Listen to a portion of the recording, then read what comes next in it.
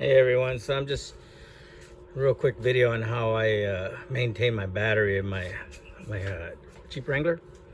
Anyway, I got this Pulse-Tec XC400 battery maintainer.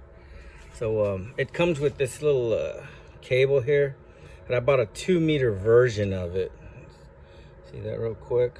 And I hooked it up to the battery terminals, which is back there. So 2 meters goes from here to here, and I keep it right here. And anyway, this thing has a pulsing technology.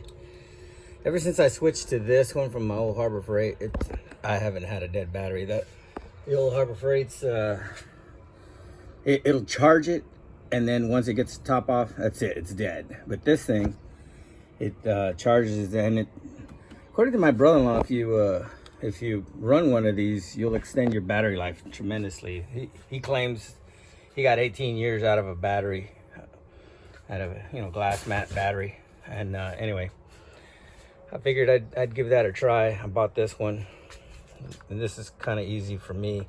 So I backed the Jeep in, it's plugged in up there. And then to tuck it away, I just cap it up. I can't only do that with one hand.